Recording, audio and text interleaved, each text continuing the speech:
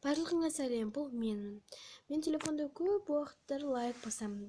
Мен телефонда үшін көп шықлаймын. Және де телефон менің өмірімдегі бақытым. Бұны ата-анам да байқап жүрдім. Ата-анам жұмыста адам болған екен көп маған мән бермейтін, бірақ та мен телефонды жақсы көрдім. Бірақ олар менен де көп сұрайтын еді. Мен түнімен телефон шұқылаймын. Бұны көріп бағаларымды тексерді. Сондықтан әкем маған телефоныма сағатқа дейін шұқылайтын көріп қойдым. Білесіздер, мен 5 сағат шұқылайды екенмін телефонымды. Бұл өмірімдегі ең нашар күн болды. Мен әрине білемін, телефонымды көп шұқылайды, бірақ та бұншалықты көп деп ойламаған едім.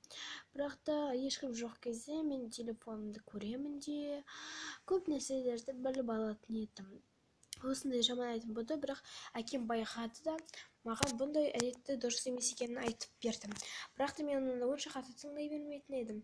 Шынымды айтсам, мен оны қатты тыңдай бермеймін. Әкем маған әрине ұрсады, жынданады, бірақ та телефон менің өмірімдегі бақытым болған екен, әкем менен алып қойды.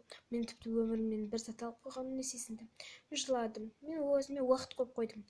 Сосын оны шұқылап отырдым да, уақыт бітті дегеннен тоқтаттым. Бірақ та тура мен оны жабысқым кеп тұратындай сезінемін. Сондықтан оны байқамай шұқылай беремін. Біреулердің статусын оқыған менің керемет әдетім еді. Шынымды айтсам, мен біреулердің қасында отырмаймын. Оларға таныспаймын.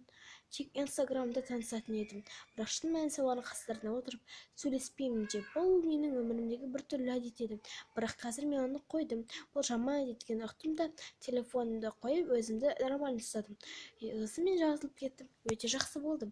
Ең керемет күнімнің сәттіліктері жақсы болды. Телефонды қойып кітап оқи бастадым.